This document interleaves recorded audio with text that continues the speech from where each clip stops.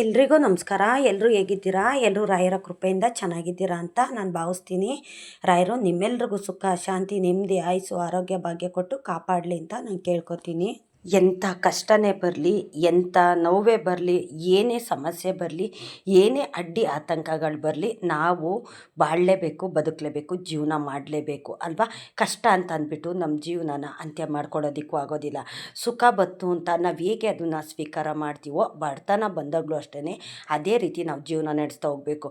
ಈಗ ಜೀವನ ಅಂದರೆ ಒಂದೇ ಥರ ಇರೋದಿಲ್ಲ.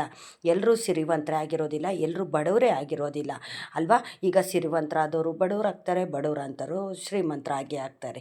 ಆದರೆ ಶ್ರೀಮಂತಿಕೆ ಭಗವಂತ ಕೊಟ್ಟಾಗ ನಾವು ಚೆನ್ನಾಗಿರೋದು, ಚೆನ್ನಾಗಿ ಖುಷಿಯಾಗಿ ಜೀವನ ಮಾಡೋದು ಮಾಡ್ತೀವಿ. ಆದರೆ ಬಡತನ ಬಂದಾಗ ಎಷ್ಟು ಕುಗ್ಗೋಗ್ತೀವಿ ಅಲ್ವಾ? ದೇವರೇ ಏನು ನೀನು ಕಷ್ಟ ಕೊಟ್ಟೆ ಅಂತ. ಅವಾಗ ನಮಗೆ ದೇವರು ನೆನಪಾಗ್ತಾನೆ. ದೇವರು ನೆನಪು ಮಾಡಿಕೊಂಡು ದೇವ್ರ ಮುಂದೆ ಕೂತ್ಕೊಂಡು ನಾವು ದೀಪ ಬೆಳಗಿ ಕಣ್ಣೀರಾಗ್ತೀವಿ ಅಲ್ವಾ? ಅದೇ ಸುಖ ಕೊಟ್ಟಾಗ ನಾವು ಯಾವಾಗಲೂ ದೇವ್ರ ಮುಂದೆ ಕೂತ್ಕೊಂಡು ಪ್ರಾರ್ಥನೆ ಮಾಡ್ತೀವ, ದೇವ್ರನ್ನ ಕೇಳ್ಕೊತೀವ. ಆವಾಗ ದುಡ್ಡು ಅನ್ನೋದು ಸಹ ನಮ್ಮ ತಲೆಗೇರಿರುತ್ತೆ. ದುಡ್ಡಿದೆ ನನ್ನ ಹತ್ರ, ಎಲ್ಲ ಇದೆ ನನ್ನ ಹತ್ರ, ನಾನು ಯಾರಿಗೆ ಏನು ಕಮ್ಮಿ ಆಗಿದ್ದೀನಿ ಅಂತ ಜನನ ನೋಡೋ ರೀತಿಯೂ ಸಹ ನಾವು ಚೇಂಜ್ ಮಾಡ್ಕೊಂಬಿಡ್ತೀವಿ ಅಲ್ವಾ? ಕೆಲವು ಟೈಮಲ್ಲಿ ಎಲ್ಲರೂ ಸಹ ಇದೇ ಥರ ತಪ್ಪು ನಾವು ಮಾಡೇ ಮಾಡ್ತೀವಿ. ಯಾಕೆಂತಂದರೆ ನಾವು ಮನುಷ್ಯರಾದವರು ಮಾಡೇ ಮಾಡ್ತೀವಿ ನಾವು. ಹಾಗಾಗಿ ದೇವರು ಕೊಡೋಂಥ ಸೂಚನೆಗಳು, ನಿನ್ನ ಹತ್ರ ದುಡ್ಡು ಇರಲಿ ಇಲ್ಲದೆ ಹೋಗಲಿ, ಬಡತನ ಇರಲಿ ಸಿರಿತನ ಇರಲಿ, ನಾವು ಯಾವಾಗಲೂ ಒಂದೇ ಥರ ಇರಬೇಕು ಅಂತಲೇ ಭಗವಂತ ಇದನ್ನು ಸೃಷ್ಟಿ ಮಾಡಿರ್ತಾನೆ. ಏಕೆ ಅಂತಂದರೆ ಏನು ಇಲ್ದವ್ರಿಗೆ ರಾಯರು ಕೊಟ್ಟಿನೂ ನೋಡ್ತಾರೆ. ಆದರೆ ಕೊಟ್ಟಾಗ ನಾವು ಹೇಗಿರ್ತೀವಿ, ಅದನ್ನು ಹೇಗೆ ಉಪಯೋಗಿಸ್ಕೋತೀವಿ, ಜನನ ಯಾವ ರೀತಿ ನೋಡ್ತೀವಿ, ನಮ್ಮ ಸುತ್ತಮುತ್ತ ಇರೋ ವಾತಾವರಣದ ಜನನ ನಾವು ಯಾವ ರೀತಿ ನೋಡ್ಕೋತೀವಿ, ಅವ್ರನ್ನ ಯಾವ ರೀತಿ ಉಪಯೋಗಿಸ್ಕೋತೀವಿ ಅನ್ನೋದು ಸಹ ಭಗವಂತ ನೋಡ್ತಿರ್ತಾನೆ. ಇನ್ನು ಬಡತನ ಕೊಟ್ಟಿನೂ ನೋಡ್ತಾನೆ. ನೀನು ಬಡವನಾಗಿದ್ದಾಗ ನನ್ನನ್ನು ಎಷ್ಟು ನೀನು ಪೂಜೆ ಮಾಡ್ತೀಯ, ಎಷ್ಟು ನೀನು ಜನದ ಹತ್ರ ನೀನು ಒಳ್ಳೆ ತಂದಿಂದ ಇರ್ತೀಯ, ನೀನು ಬಡವನಾಗಿದ್ದೀನಿ ಅಂತ ಅಂದ್ಬಿಟ್ಟು ನೀನು ಮೋಸ ಮಾಡ್ತೀಯ, ವಂಚನೆ ಮಾಡ್ತೀಯ ಅಂತಲೂ ಸಹ ಇದನ್ನು ಸಹ ಅಬ್ಸರ್ವ್ ಮಾಡ್ತಾರೆ. ಈ ಕೆಲವರು ತುಂಬ ಬಡತನ ಇರುತ್ತೆ, ತುಂಬ ಕಷ್ಟದಲ್ಲಿರ್ತಾರೆ. ನಾನು ಬೇಗ ಮೇಲೆ ಬರಬೇಕು, ನಾನು ಬೇಗ ಶ್ರೀಮಂತ ಆಗಬೇಕು, ಅವ್ರು ಹೇಗೇಗೋ ಅಡ್ಡದಾರಿನಲ್ಲಿ ಸಂಪಾದನೆ ಮಾಡ್ತಿದ್ದಾರೆ, ಅದೇ ರೀತಿ ನಾನು ಮಾಡಬೇಕು ಅಂತ ಕೆಲವರು ಅಡ್ಡದಾರಿ ಹಿಡಿತಾರೆ. ಅಂಥವ್ರ ಜೊತೆ ಭಗವಂತ ಇರೋದಿಲ್ಲ. ಅವರು ಕ್ಷಣಾಂತರದಲ್ಲಿ ಅವರು ಅಂದ್ಕೊಂಡಾಗೆ ಅವರು ಶ್ರೀಮಂತರಾಗ್ಬೋದು. ಅದೇ ಶ್ರೀಮಂತಿಕೆ ಅವ್ರ ಜೊತೆ ಕೊನೆ ತನಕ ಇರೋದಿಲ್ಲ. ಆದ್ದರಿಂದ ನೋವು ಕಷ್ಟ ಅವರು ಅನುಭವಿಸ್ಬೇಕು. ಮಾಡಿ ತಪ್ಪಿಗೆ ಪಾಪ ಕರ್ಮನ ಅವ್ರು ಅನುಭವಿಸ್ಬೇಕು. ಆ ರೀತಿ ಶಿಕ್ಷೆನೂ ಸಹ ದೇವರು ಕೊಡ್ತಾರೆ. ನಾವು ನಿಯತ್ತಾಗಿ ದುಡ್ಡೇ ನಮ್ಮ ಹತ್ರ ಇರೋದಿಲ್ಲ, ಇನ್ನು ಅನ್ಯಾಯದ ದುಡ್ಡು ನಮ್ಮ ಹತ್ರ ಇರುತ್ತಾ?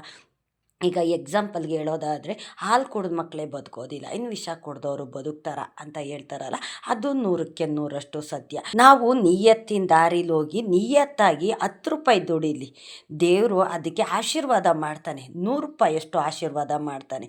ನಾವು ಅನ್ಯಾಯದಿಂದ ನಾವು ಸಾವಿರಾರು ಗಟ್ಟಲೆ ದುಡಿಲಿ, ಅದಕ್ಕೆ ಆಶೀರ್ವಾದ ಇರೋದಿಲ್ಲ. ಅಂಥ ಜಾಗದಲ್ಲಿ ಭಗವಂತ ಇರೋದಿಲ್ಲ, ಅನ್ಯಾಯದ ದಾರಿಲಿ ದೇವ್ರು ಇರೋದಿಲ್ಲ. ನಿಯತ್ತು, ಸತ್ಯ, ಧರ್ಮ, ಒಳ್ಳೆಯದು ಅನ್ನೋ ದಾರಿನಲ್ಲಿ ಭಗವಂತ ಇರ್ತಾನೆ. ನಾನು ಅದಕ್ಕೆ ಹೇಳೋದು, ಸಿರಿವಂತನ ಜೊತೆಯಲ್ಲಿ ಭಗವಂತ ಇರೋದಕ್ಕಿಂತ ಬಡತನದಲ್ಲೇ ಭಗವಂತ ಇರೋವಂಥದ್ದು. ನೀವು ಕಷ್ಟಪಡ್ತಿರ್ತೀರಲ್ಲ ಬಡತನದಿಂದ, ಆ ಬಡತನದಲ್ಲೇ ಭಗವಂತ ಇರ್ತಾನೆ. ಏಕೆ ಅಂತಂದರೆ ಈಗ ನಮ್ಗೆ ಆಡಂಬರ ಜೀವನ ದೇವ್ರು ಕೊಟ್ಟಿದ್ದಾನೆ, ಎಲ್ಲವನ್ನು ಕೇಳಿದ್ನ ಭಗವಂತ ಕೊಟ್ಟಿದ್ದಾನೆ ಅಂತಂದಾಗ ನಾವು ಅದು ಯಾವ ರೀತಿ ಉಪಯೋಗಿಸ್ಕೋಬೇಕು, ಯಾವ ರೀತಿ ನಾವು ಜನನ ನೋಡಬೇಕು, ನಮ್ಮ ಹತ್ರ ಇರೋ ದುಡ್ಡಿನಿಂದ ಆ ರೀತಿ ನೋಡಬೇಕು. ಅಹಂಕಾರ ಪಡೋದಕ್ಕೆ ಹೋಗಬಾರ್ದು. ಏಕೆ ಅಂತಂದರೆ ದೇವ್ರು ಇದನ್ನೆಲ್ಲ ಕೊಟ್ಟಿನೂ ನೋಡ್ತಾರೆ. ಕೆಲವು ಟೈಮಲ್ಲಿ ನಾವು ಅಹಂಕಾರ ಪಟ್ವಿ ಅನ್ನೋದು ಭಗವಂತಂಗೆ ಗೊತ್ತಾದರೆ ಅದನ್ನು ತಟ್ಟಂತ ಕಿತ್ಕೊಂಡ್ಬಿಡ್ತಾನೆ, ನಮ್ಮನ್ನು ದಟ್ಟ ದರಿದ್ರರಾಗಿ ಮಾಡ್ತಾನೆ. ಇದರ ಅನುಭವವನ್ನು ಸಹ ನಮ್ಮ ಜೀವನದಲ್ಲಿ ಪ್ರತಿಯೊಬ್ಬರಿಗೂ ಆಗ್ತಿರುತ್ತೆ, ಪ್ರತಿಯೊಬ್ಬ ಮನುಷ್ಯನಿಗೂ ಸಹ ಇದೆಲ್ಲ ಆಗ್ತಿರುತ್ತೆ. ಈಗ ನೀವು ಕಷ್ಟ ಅಂತ ಹೇಳ್ತೀರಲ್ಲ, ನಿಮ್ಮ ಕಷ್ಟದಿಂದ ಭಗವಂತ ಇರ್ತಾನೆ, ಸುಖ ಅನ್ನೋದು ಕೊಟ್ಟೆ ಕೊಡ್ತಾರೆ. ನಾನು ಅದಕ್ಕೆ ಹೇಳೋದು, ಸುಖ ಬಂದಾಗ ನಾವು ಹಿಗ್ಗೋದಕ್ಕೆ ಹೋಗಬಾರ್ದು, ಕಷ್ಟ ಬಂದಾಗ ಕುಗ್ಗೋದಕ್ಕೆ ಹೋಗಬಾರ್ದು. ಎಲ್ಲ ಟೈಮಲ್ಲೂ ಒಂದೇ ಥರ ಇರಬೇಕು. ಈಗ ನಮಗೆ ಬಡತನ ಇರಲಿ ಸಿರಿತನ ಇರಲಿ, ತಿನ್ನೋದು ಅನ್ನನೇ ತಾನೇ, ಕುಡಿಯೋದು ನೀರೇ ತಾನೇ. ನಮಗೆ ಸಿರಿತನ ಇದೆ ಅಂತಂದ್ಬಿಟ್ಟು ನಾವು ಹೊಟ್ಟೆಗೆ ಏನು ಚಿನ್ನನೇ ತಿನ್ನೋದಿಲ್ಲ. ಬಡತನ ಇದ್ದಾಗಲೂ ಅನ್ನನೇ ತಿನ್ನೋದು, ಸಿರಿತನ ಇದ್ದಾಗಲೂ ನಾವು ಅನ್ನನೇ ತಿನ್ನೋದು. ಅದೇ ರೀತಿ ನಮಗೆ ಕಷ್ಟ ಬಂದಾಗಲೂ ಸುಖ ಬಂದಾಗಲೂ ನಾವು ಒಂದೇ ರೀತಿ ಇರೋದಕ್ಕೆ ಹೋಗಬೇಕು. ಏಕೆ ಅಂತಂದರೆ ಭಗವಂತನ ಸೂಚನೆ ಆಗಿರುತ್ತೆ ಇದೆಲ್ಲ. ಅವ್ರು ಏನು ಕೊಟ್ಟಿದ್ದಾರೋ ಅದನ್ನು ನಾವು ಸ್ವೀಕಾರ ಮಾಡಬೇಕು. ಸುಖ ಕೊಟ್ಟಾಗ ನಾವು ಆ ರೀತಿ ಅನ್ಕೋತೀವ, ನೀನೇಂತ ನನಗೆ ಕಷ್ಟ ಕೊಡ್ತಾ ಇಲ್ಲ, ಏನಕ್ಕೆ ನೀನು ಕಷ್ಟ ಕೊಡ್ತಾ ಇಲ್ಲ ಅಂತ ನಾವು ಕೇಳ್ತೀವ? ಖಂಡಿತ ಕೇಳೋದಿಲ್ಲ. ಅದೇ ರೀತಿ ಸುಖ ಕೊಟ್ಟಾಗಲೂ ಅಷ್ಟೇ ನಾವು ಕಷ್ಟ ಕೇಳೋದಿಲ್ಲ. ಕಷ್ಟ ಕೊಟ್ಟಾಗಲೂ ಅಷ್ಟೇ ನಾವು ಸುಖನ ನಾವು ನಿರೀಕ್ಷೆ ಮಾಡೋದಕ್ಕೆ ಹೋಗಬಾರ್ದು. ಭಗವಂತ ಎಲ್ಲ ನೀನು ಇಚ್ಛೆನೇ ಆಗಿದೆ, ನೀನು ಆಡಿಸ್ದಂಗೆ ಆಟ ಆಡೋ ಗೊಂಬೆಗಳು ಅಷ್ಟೇ ನಾವು ಅಂತ ಅಂದ್ಕೊಂಡು ನಾವು ಜೀವನ ಮಾಡಲೇಬೇಕು. ರಾಯರು ಇದ್ದಾರೆ ಅನ್ನೋ ನಂಬಿಕೆಯಲ್ಲೇ ನಾವು ಬದುಕಬೇಕು, ಜೀವನನೂ ಸಹ ಕಳಿಬೇಕು. ರಾಯರು ಪೂಜೆ ಮಾಡೋಂಥ ಮನುಷ್ಯರಿಗೆ ಯಾರಿಗೂ ಅಷ್ಟೇ ಕೆಟ್ಟದ್ದು ಮಾಡೋದಿಲ್ಲ. ಇವತ್ತಲ್ಲ ನಾಳೆ ಒಳ್ಳೇದು ಮಾಡೇ ಮಾಡ್ತಾರೆ. ರಾಯರ ಹೆಸರು ಹೇಳ್ಕೊಂಡು ಲಕ್ಷಾಂತರ ಜನ ಅನ್ನ ತಿಂತಿದ್ದಾರೆ. ಕೆಲವ್ರಿಗೆ ಇರೋದಕ್ಕೂ ಒಂದು ಗೂಡಿರಲಿಲ್ಲ, ಮನೆ ಇರಲಿಲ್ಲ, ಅಂಥವ್ರಿಗೆ ಒಂದು ನೆಲೆ ಮಾಡಿಕೊಟ್ಟಿದ್ದಾನೆ ಭಗವಂತ. ನಾವು ನೋಡ್ತೀವಲ್ಲ, ಇಷ್ಟೊಂದು ಜನ ರಾಯರನ್ನ ನಂಬಿ ಅವ್ರ ಜೀವನನ ಅವರು ಉದ್ಧಾರ ಮಾಡ್ಕೊಂಡಿದ್ದಾರೆ, ಉದ್ಧಾರ ಮಾಡಿದ್ದಾರೆ ನನ್ನ ತಂದೆ ರಾಯರು ಅಂತ ನಾವು ಇಷ್ಟನ್ನು ಅರ್ಥ ಮಾಡ್ಕೋಬೇಕು. ಹೌದು, ಇವತ್ತಲ್ಲ ನಾಳೆ ಒಳ್ಳೇದು ಮಾಡೇ ಮಾಡ್ತಾರೆ. ಕತ್ಲಾದಾಗ ನಾವು ಬೆಳಕನ್ನು ಕೇಳೋಕ್ಕಾಗುತ್ತಾ? ಬೆಳಕು ಬರೋ ತನಕ ನಾವು ಕಾಯಲೇಬೇಕು. ಅದೇ ರೀತಿ ಬೆಳಕಿದ್ದಾಗ ನಾವು ಕತ್ಲಾಗ್ಲಿಂತ ಬೇಗ ಕಾಯೋಕ್ಕಾಗುತ್ತಾ? ಇಲ್ಲ, ಕತ್ಲಾಗ ತಕೊಂಡು ನಾವು ಕಾಯಲೇಬೇಕು. ಅದೇ ರೀತಿ ಕಷ್ಟ ಬಂದಾಗ, ಸುಖ ಬಂದಾಗ ನಾವು ಜೀವನ ಮಾಡಲೇಬೇಕು. ಏಕೆ ಅಂತಂದರೆ ಕಷ್ಟ ಅನ್ನೋದು ತುಂಬ ದೊಡ್ಡದಾದಂಥ ಅದು ಕಷ್ಟ ಅಂತಂದ್ರೇ ಎಂಥವ್ರಿಗೂ ಸಹ ಭಯ ಆಗುತ್ತೆ. ಆ ಕಷ್ಟ ಬಂದಾಗ ಅನುಭವಿಸಿರೋರಿಗೆ ಗೊತ್ತಿರುತ್ತೆ. ನಾವು ದೇವ್ರನ್ನು ಸಹ ಬೈಕೋತೀವಿ, ನಮ್ಗೆ ಯಾರು ಕಷ್ಟ ಕೊಡ್ತಾರೋ ಅಂಥವ್ರನ್ನೂ ಸಹ ನಾವು ಬೈಕೋತೀವಿ. ಏಕೆ ಅಂತಂದರೆ ಜನದ ಮುಖಾಂತರನೂ ಕಷ್ಟ ಕೊಡ್ತಾರೆ, ಇಲ್ಲ ದೇವ್ರುಗಳು ಸಹ ಕಷ್ಟ ಕೊಡ್ತಾರೆ. ಆದರೆ ಸುಖ ಬಂದಾಗ ನಾವು ತಡ್ಕೋಬೋದು, ಹೇಗೋ ನಾವು ಬದುಕ್ತೀವಿ. ಆದರೆ ಕಷ್ಟ ಬಂದಾಗ ಎಂಥವ್ರಿಗೂ ತಡ್ಕೊಳಕ್ಕಾಗೋದಿಲ್ಲ. ಆ ಕಷ್ಟ ಅನುಭವಿಸಿರೋರಿಗೆ ಗೊತ್ತಾಗುತ್ತೆ. ಒಂದೊಂದು ಕ್ಷಣ ಕಳೆಯೋದು ಒಂದೊಂದು ವರ್ಷ ಕಳೆದಂಗೆ ಆಗುತ್ತೆ. ಕಷ್ಟಪಟ್ಟವ್ರಿಗೆ ಕಷ್ಟ ಗೊತ್ತಿರುತ್ತೆ. ಇವತ್ತು ನಿಮಗೆ ಕಷ್ಟ ಇರ್ಬೋದು, ಆದರೆ ದೇವ್ರ ಮೇಲೆ ನೀವು ನಂಬಿಕೆ ಇಟ್ಟಿದ್ದೀರಲ್ಲ, ನಿಮ್ಮ ಮನೆ ದೇವ್ರ ಮೇಲೆ, ರಾಯರ ಮೇಲೆ ನಂಬಿಕೆ ಇಟ್ಟಿದ್ದೀರಲ್ಲ, ಆ ನಂಬಿಕೆನ ರಾಯರು ಈಡೇರಿಸ್ಕೊಡ್ತಾರೆ. ನಿಮ್ಮ ಕಷ್ಟ ಸುಖ ಎಲ್ಲನೂ ಸಹ ಭಗವಂತ ನೋಡ್ತಿರ್ತಾರೆ. ನಾನು ನಿನ್ನೆ ವಿಡಿಯೋದಲ್ಲಿ ರಾಯರಿಗೆ ಈ ಥರ ವ್ರತ ಮಾಡಿ ಅಂತ ನಾನು ಹೇಳಿದ್ದೆ. ಅದು ತುಂಬ ಪವರ್ಫುಲ್ ವ್ರತ, ತುಂಬ ಕಠಿಣವಾದಂಥ ವ್ರತ. ನಾನು ನೆಕ್ಸ್ಟ್ ವಾರದಿಂದ ಮಾಡ್ತೀನಿ ಅಂತಲೂ ಸಹ ನೀವು ಹೇಳಿದ್ದೀರಾ. ಖಂಡಿತ ನೆಕ್ಸ್ಟ್ ವಾರದಿಂದನೇ ಮಾಡಿ. ಏಕೆ ಅಂತಂದರೆ ಫುಲ್ಲು ಮನೆಯೆಲ್ಲ ಸ್ವಲ್ಪ ಕ್ಲೀನಿಂಗ್ ಮಾಡ್ಕೊಳ್ಳಿ. ಏಕೆ ಅಂತಂದರೆ ನಾನ್ ವೆಜ್ಜು ಮಾಡೋಂಥವ್ರು ಮಾಡಿರ್ತಾರೆ, ಮತ್ತು ಹೊರಗಡೆ ಯಾರಾದರೂ ಅಂಟು ಮುಂಟಾದವರು ಸಹ ಮನೆಗೆಲ್ಲ ಬಂದಿರ್ತಾರಲ್ಲ, ಹಾಗಾಗಿ ನಿಮಗೆ 1-2 ದಿವಸ ಟೈಮ್ ಅನ್ನೋದು ಬೇಕಾಗುತ್ತೆ. ಹಾಗಾಗಿ ಫುಲ್ಲು ಮನೆಯೆಲ್ಲ ಸ್ವಲ್ಪ ಶುದ್ಧಿ ಮಾಡ್ಕೊಳ್ಳಿ. ಗಂಜಲ, ಅರಿಶಿನ ಇದನ್ನೆಲ್ಲ ಹಾಕ್ಬಿಟ್ಟು ಮನೆ ಶುದ್ಧಿ ಮಾಡ್ಕೊಳ್ಳಿ. ಮೈಲಿಗೆ ಬಟ್ಟೆ ಇತ್ತು ಅಂತಂದರೆ ಆ ಮೈಲಿಗೆ ಬಟ್ಟೆ ಎಲ್ಲ ತೆಗೆದು ಮಡಿ ಬಟ್ಟೆನ ನೀವು ಹಾಕ್ಕೊಂಡು ಗುರುವಾರ ಬೆಳಗ್ಗೆ ಬ್ರಾಹ್ಮಿ ಮುಹೂರ್ತದಿಂದ ನೀವು ವ್ರತನ ಸ್ಟಾರ್ಟ್ ಮಾಡಿ. ಬೆಳಗ್ಗೆ ಸಂಜೆ 2 ಟೈಮು ನೀವು ದೀಪ ಹಚ್ಚಿ ಪೂಜೆ ಮಾಡಿ. ಮತ್ತು ನೀವು ಡೈಲಿ ಮಠಕ್ಕೆ ಹೋಗೋಕ್ಕಾದರೆ ಹತ್ರ ಇದ್ದರೆ ಮಠಕ್ಕೆ ಹೋಗಿ, ಇಲ್ಲ ಅಂತಂದರೆ ಗುರುವಾರ ಅಂದರೆ 2 ವಾರ ನಿಮಗೆ ಸಿಕ್ಕುತ್ತೆ. ಒಂದು ವ್ರತ ಸ್ಟಾರ್ಟ್ ಮಾಡ್ತೀರಲ್ಲ ಆ ಗುರುವಾರ ಮತ್ತು ನೆಕ್ಸ್ಟ್ ಗುರುವಾರ 2 ವಾರ ಸಿಕ್ಕುತ್ತೆ. 2 ವಾರ ಮಾಡಿ ಸಾಕು. ಮತ್ತು ನೀವು ಚೀಟಿನಲ್ಲಿ ನಿಮ್ಮ ಕೋರಿಕೆನ ಬರೆದಿಡಿ. ನಿಮ್ಮ ಮನಸ್ಸಲ್ಲೂ ಸಹ ಇಟ್ಕೊಂಡು ನನಗೆ ಈ ಕೆಲಸ ಆಗಬೇಕು ಅಂತ ನೀವು ಚೀಟಿನಲ್ಲಿ ಬರೆದು ನೀವು ಅದನ್ನು ರಾಯರ ಪಾದಕ್ಕೆ ಇಟ್ಟು ನೀವು ವ್ರತನ ಸ್ಟಾರ್ಟ್ ಮಾಡಿ. ಏನು ತುಂಬ ಕಷ್ಟವೂ ಆಗೋದಿಲ್ಲ, ಖರ್ಚು ಆಗೋದಿಲ್ಲ ಅಲ್ವಾ? ಅಂದರೆ ನಾನ್ ವೆಜ್ಜು ತಿನ್ನೋ ಆಗಿಲ್ಲ, ಮತ್ತು ಮಡಿ ಮೈಲಿಗೆ ಅಂಟು ಮುಂಟು ಇದನ್ನೆಲ್ಲ ನೋಡಬೇಕು. ಸ್ವಲ್ಪ ಇದನ್ನೆಲ್ಲ ಪಾಲಿಸ್ತು ಅಂತಂದರೆ ನಮಗೆ ರಾಯರು ಒಳ್ಳೇದು ಮಾಡ್ತಾರೆ. ತಣ್ಣೀರು ಸ್ನಾನ ಇವಾಗ ಬೇಸಿಗೆ ಆಗಿರೋದ್ರಿಂದ ನಾನಂತೂ ಸುಮಾರು 2 ತಿಂಗಳು 2.5 ತಿಂಗಳಿಂದ ನಾನು ಡೈಲಿ ತಣ್ಣೀರು ಸ್ನಾನನೇ ಮಾಡೋದು. ನಾನು ಬೆಳಗಿನ ಜಾವ 2:30-3 ಗಂಟೆಗೆ ಎದ್ದು ನಾನು ಪೂಜೆ ಮಾಡ್ತೀನಲ್ಲ, ನಾನು ಡೈಲಿ ತಣ್ಣೀರು ಸ್ನಾನನೇ ಮಾಡೋದು. ನಾನು ಸುಮಾರು ದಿವಸ ನಾನು ತಣ್ಣೀರು ಸ್ನಾನ ಮಾಡೇ ವ್ರತ ನಾನು ಸ್ಟಾರ್ಟ್ ಮಾಡ್ಕೊಂಡಿದ್ದೀನಿ. ಏಕೆ ಅಂತಂದರೆ ತಣ್ಣೀರು ಸ್ನಾನ ಮಾಡೋದು ನಮ್ಗೆ ಕಷ್ಟ ಆಗುತ್ತೆ ಅಂತ ನಾವು ಅಂದ್ಕೊಳ್ಳೋದಕ್ಕೆ ಹೋಗಬಾರ್ದು. ಆ ಟೈಮಲ್ಲಿ ನಮ್ಮ ಮನೆ ಪರಿಸ್ಥಿತಿ ನೆನೆಸ್ಕೋಬೇಕು.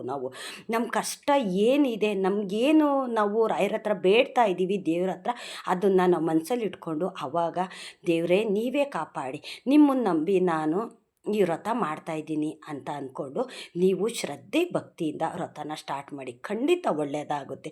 ತಣ್ಣೀರು ಸ್ನಾನ ಮಾಡಿ ವ್ರತ ಮಾಡಿದ್ರೆ ತುಂಬ ಅಂದರೆ ತುಂಬ ಪವರ್ಫುಲ್ ಅದು. ಇದು 100ಕ್ಕೆ 100ರಷ್ಟು ರಿಸಲ್ಟ್ ಅನ್ನೋದು ಕೊಡುತ್ತೆ. ನಾವು ಚಳಿ ತಡೆಯೋಕ್ಕಾಗೋದಿಲ್ಲ ಅಂತ ಬಿಸಿನೀರು ಸ್ನಾನ ಮಾಡ್ಕೋತೀವಿ.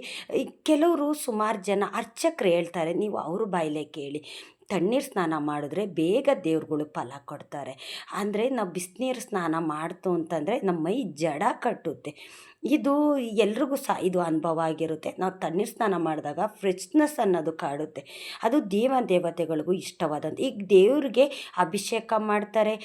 ಇದೆಲ್ಲ ಮಾಡ್ತಾರಲ್ಲ, ಏನು ಬಿಸಿ ನೀರಲ್ಲಿ ಮಾಡ್ತಾರಾ? ಇಲ್ಲ, ತಣ್ಣೀರಲ್ಲೇ ಇದನ್ನೆಲ್ಲ ಮಾಡೋವಂಥದ್ದು. ಹಾಗಾಗಿ ದೇವ್ರುಗಳೇ ಇದನ್ನೆಲ್ಲ ಪಾಲಿಸ್ತಾರೆ ಅಂತಂದರೆ, ಮತ್ತು ನಾವು ಮನುಷ್ಯರೇ ಅಂತೂ ಮಾಡಬಾರ್ದು. ನಮ್ಗೆ ಒಳ್ಳೇದಾಗುತ್ತೆ ಅನ್ನೋದಾಯಿತು ಅಂತಂದರೆ ಖಂಡಿತ ನಾವು ತಣ್ಣೀರು ಸ್ನಾನ ಮಾಡಿ ವ್ರತ ಸ್ಟಾರ್ಟ್ ಮಾಡಿಕೊಂಡ್ರೆ ನಮ್ಗೆ ಒಳ್ಳೇದಾಗುತ್ತೆ ಅನ್ನೋದು ನಂಬಿಕೆ ಮೇಲೆ ನಾನು ನಿಮ್ಗೆ ಹೇಳಿದ್ದಂಥದ್ದು. ಈಗ ಏನು ಚಳಿಗಾಲ ಇಲ್ಲ, ಬೇಸಿಗೆಗಾಲ ಅಲ್ವಾ, ಹಂಗಾಗಿ ನೀವು ತಣ್ಣೀರು ಸ್ನಾನ ಮಾಡಿ ವ್ರತ ಮಾಡಿ. ಏಕೆಂತಂದರೆ ಮಾಡೋದು ಮಾಡ್ತಾ ಇದ್ದೀರಾ, ಶ್ರದ್ಧೆ ಭಕ್ತಿಯಿಂದ ನಾವು ಮಾಡ್ತು ಅಂತಂದರೆ ದೇವರು ನಮ್ಮ ಜೊತೆಗಿದ್ದು ನಮಗೆ ಅನುಗ್ರಹ ಮಾಡ್ತಾರೆ. ರಾಯರು ಖಂಡಿತ ನಿಮಗೆ ಅನುಗ್ರಹ ಮಾಡೇ ಮಾಡ್ತಾರೆ. ಕೆಲವ್ರು ಹೇಳಿದ್ದೀರಾ, ನಾನು ವ್ರತ ಮಾಡ್ತಾ ಇದ್ದೀನಿ, ಆ ವ್ರತ ಇನ್ನೂ ಮುಗ್ದಿಲ್ಲ, ಇವಾಗ ಈ ವ್ರತ ಸ್ಟಾರ್ಟ್ ಮಾಡ್ಬೋದಾ ಅಂತ. ಏನು ತೊಂದರೆ ಇಲ್ಲ, ಮಾಡ್ಬೋದು. ನಾವು ವ್ರತ ಅಂತಲೇ ಏನು ಮಾಡ್ತಿರೋದಿಲ್ಲ, ವ್ರತ ಅಂತ ಮಾಡ್ತಿದ್ರು ನೀವು ಅದ್ರ ಜೊತೆಗೆ ಇನ್ನೊಂದು ವ್ರತ ಸೇರಿಸ್ಕೊಂಡು ಮಾಡ್ಬೋದು. ಏಕೆಂತಂದರೆ ರಾಯರಿಗೆ ಒಂದೇ ರೀತಿ ವ್ರತ ಮಾಡೋವಂಥದ್ದು, ಬೇರೆ ಬೇರೆ ಏನು ನಾವು ಮಾಡೋದಿಲ್ಲ ಅಲ್ವಾ. ಹಂಗಾಗಿ ನೀವು ಮಾಡೋವಂಥವ್ರು ಇದನ್ನು ಮಾಡಿ, ಖಂಡಿತ ಒಳ್ಳೆಯದಾಗುತ್ತೆ. ನಾನು ಏನಕ್ಕೆ 9 ದಿವಸ ಕಂಟಿನ್ಯೂಸ್ ಆಗಿ ನಾನು ಹೇಳಿದೆ ಅಂತಂದರೆ, ಬರೀ ಗುರುವಾರ ಮಾಡಿದ್ರೆ ರಾಯರು ಅನುಗ್ರಹ ಮಾಡ್ತಾರೆ ಅಂತ ಅಲ್ಲ. ನಾವು ಪ್ರತಿ ದಿವಸ ರಾಯರಿಗೆ ಪೂಜೆ ಮಾಡ್ತೀವಲ್ವ, ಪ್ರತಿ ದಿವಸ ರಾಯರಿಗೆ ನೈವೇದ್ಯ ಇಟ್ಟೇ ಇಡ್ತೀವಲ್ವ. ಹಂಗಾಗಿ ಈಗ ಮಂತ್ರಾಲಯದಲ್ಲಿ ಪ್ರತಿ ದಿವಸ ರಾಯರಿಗೆ ದರ್ಶನಕ್ಕೆ ಅಂತ ಜನನ ಬಿಡ್ತಿರ್ತಾರೆ. ಪ್ರತಿ ದಿವಸನೂ ರಾಯರಿಗೆ ಒಂದಲ್ಲ ಒಂದು ವಿಶೇಷತೆ ಪೂಜೆ ಅನ್ನೋದಿರುತ್ತೆ. ಬರೀ ಗುರುವಾರನೇ ಪೂಜೆ ಮಾಡ್ತಾರೆ, ಬರೀ ಗುರುವಾರನೇ ರಾಯರ ದರ್ಶನಕ್ಕೆ ಜನ ಬಿಡ್ತಾರೆ? ಇಲ್ಲ, ನಾವು ಗುರುವಾರ ಮಾಡಿದ್ರು ಸಹ ನಮಗೆ 9 ವಾರ ಅಂದರೆ ತುಂಬ ಲೇಟ್ ಆಗುತ್ತೆ. ಸೆಂಟ್ರಲ್ಲಿ ಡೇಟು ಮತ್ತು ಪೀರಿಯಡ್ಸ್ ಪ್ರಾಬ್ಲಮ್ ಬರುತ್ತಲ್ಲ, ಹಾಗಾಗಿ ಬಿಟ್ಟಾಗ ನಮಗೇನೋ ಒಂಥರ ಅದು ಮಾಡಿರೋದು ಸಹ ನಮ್ಮ ಮನಸ್ಸಿಗೆ ತೃಪ್ತಿ ಆಗೋದಿಲ್ಲ. ಹಂಗಾಗಿ 9 ದಿವಸ ಕಂಟಿನ್ಯೂಸ್ ಆಗಿ ಮಾಡ್ತು ಅಂದರೆ ನಾವು ನೇಮ ನೀತಿ ಮಡಿ ಮೈಲ್ಗೆಯಿಂದ ಮಾಡ್ತೀವಿ. ಏಕೆಂತಂದರೆ ನಾನ್ ವೆಜ್ ತಿನ್ನಲ್ಲ ಅನ್ನೋರು ಒಂದು 9 ದಿವಸ 10 ದಿವಸ ಬಿಟ್ಬಿಡ್ತೀವಿ ನಾವು ಅಲ್ವಾ. ಅದನ್ನು ಬಿಡ್ಬೋದು. ಆದರೆ 9 ಗುರುವಾರ ಮಾಡಬೇಕು ಅಂತಂದಾಗ ಅದು ತುಂಬಾ ಲಾಂಗ್ ಆಗುತ್ತೆ, ಆವಾಗ ಬಿಡೋಕ್ಕಾಗೋದಿಲ್ಲ, ಎಂಥವ್ರಿಗೂ ಸಹ ಅದು ಬಿಡೋಕ್ಕಾಗೋದಿಲ್ಲ. ಹಾಗಾಗಿ ನಾನು 9 ದಿವಸ ಕಂಟಿನ್ಯೂಸ್ ಆಗಿ ಈ ವ್ರತ ಮಾಡಿ ಅಂತ ನಾನು ಹೇಳಿದ್ದಂಥದ್ದು. ನೀವು ಆದಷ್ಟು ಹೇಗೆ ವ್ರತ ಮಾಡಿದ್ರೆ ರಾಯರು ನಿಮಗೆ ಒಲಿತಾರೆ ಅಂತ ಅನ್ನೋದನ್ನು ನೀವು ತಿಳ್ಕೊಂಡು ರಾಯರಿಗೆ ವ್ರತ ಮಾಡಿ. ನಾನು ಫುಲ್ಲು ಎಲ್ಲ ಡೀಟೇಲಾಗಿ ಹೇಳಿದ್ದೀನಿ.